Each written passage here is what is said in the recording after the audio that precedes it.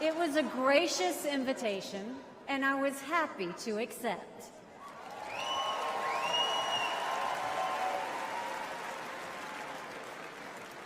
I'll start by making one thing perfectly clear. Donald Trump has my strong endorsement, period.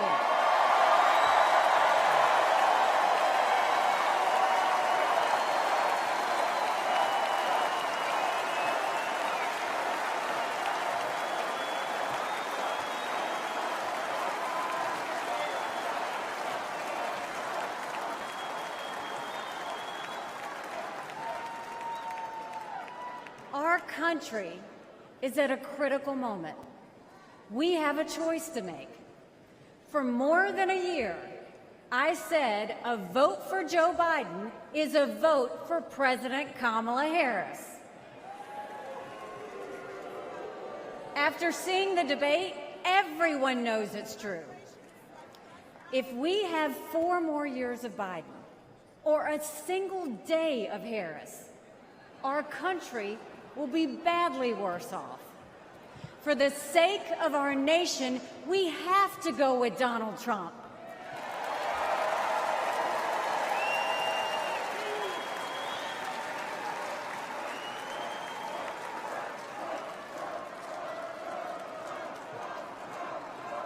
But there's more to it than that.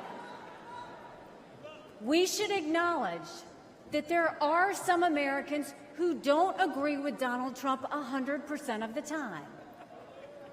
I happen to know some of them. And I want to speak to them tonight.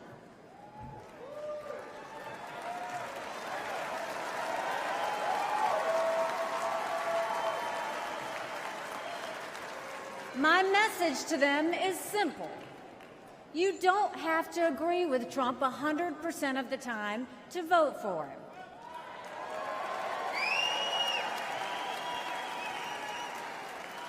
Take it from me, I haven't always agreed with President Trump.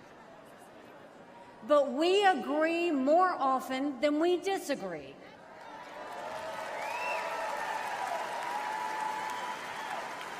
We agree on keeping America strong. We agree on keeping America safe. And we agree that Democrats have moved so far to the left that they're putting our freedoms in danger. I'm here tonight because we have a country to save. And a unified Republican Party is essential for saving her.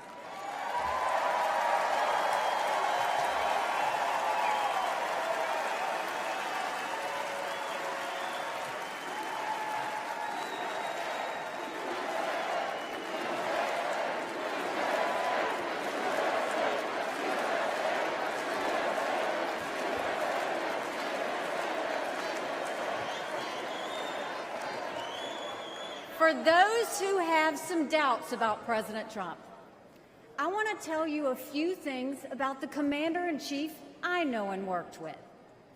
As ambassador to the United Nations, I had a front row seat to his national security policies.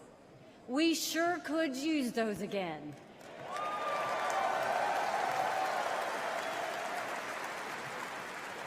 Think about it. When Barack Obama was president, Vladimir Putin invaded Crimea. With Joe Biden as president, Putin invaded all of Ukraine. But when Donald Trump was president, Putin did nothing. No invasions.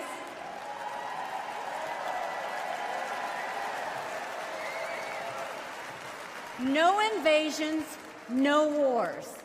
That was no accident. Putin didn't attack Ukraine because he knew Donald Trump was tough. A strong president doesn't start wars. A strong president prevents wars.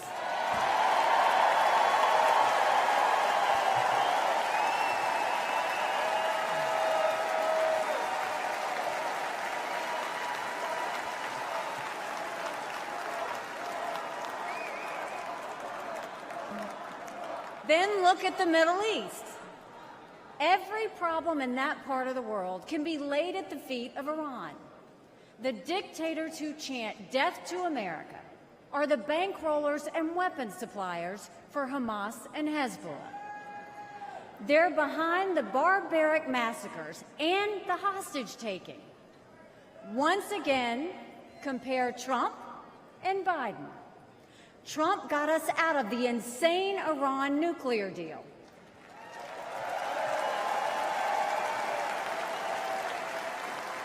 He imposed the toughest sanctions ever on Iran. And he eliminated the arch-terrorist Qasem Soleimani.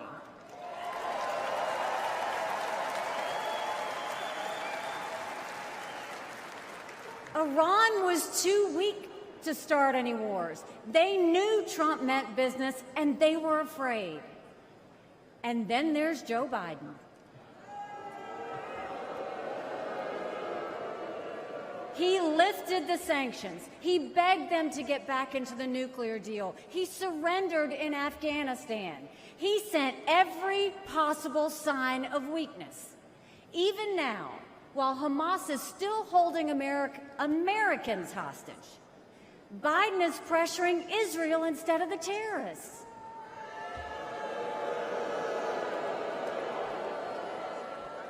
Between Israel and Hamas, Donald Trump is clear about who is our friend and who is our enemy.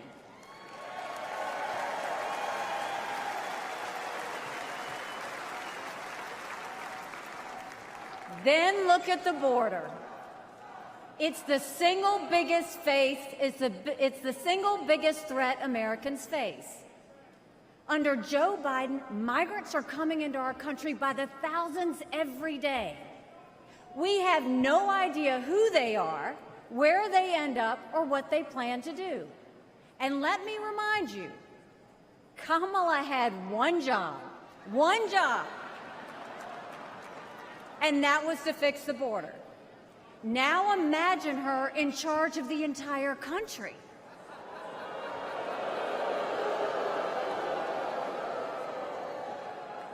Under Donald Trump, we didn't have the border disaster we have today, and we won't when he is president again.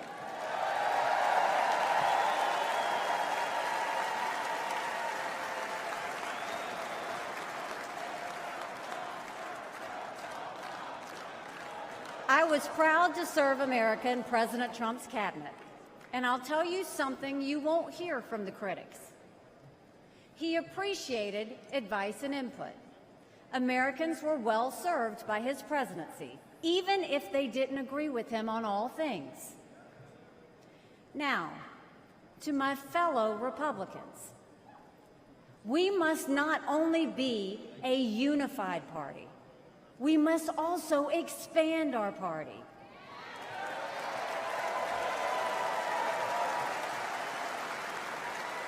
We are so much better when we are bigger. We are stronger when we welcome people into our party who have different backgrounds and experiences. And right now, we need to be strong to save America. This is a defining moment, not only for our party, but for our country. Our fellow Americans are fearful right now. Families are suffering from inflation and wages that don't keep up with prices.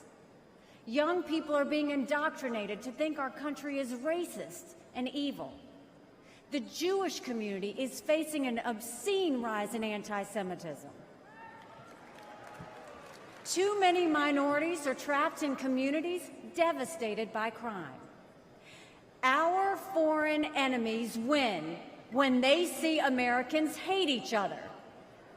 They see that today, whether it's on college campuses or in a field in Butler, Pennsylvania.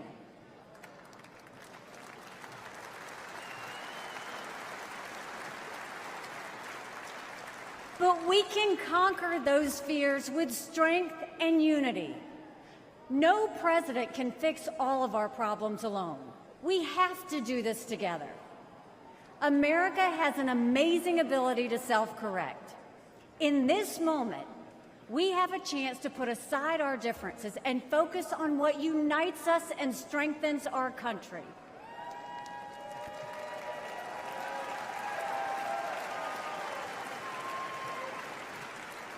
Let us join together as a party. Let us come together as a people, as one country, strong and proud. Let us show our children and the world that even on our worst day, we are blessed to live in America. God bless you. Thank you. God bless the United States of America.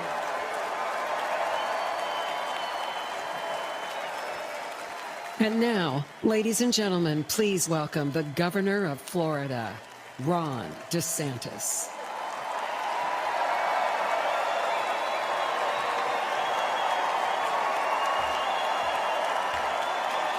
My fellow Republicans, let's send Joe Biden back to his basement and let's send Donald Trump back to the White House.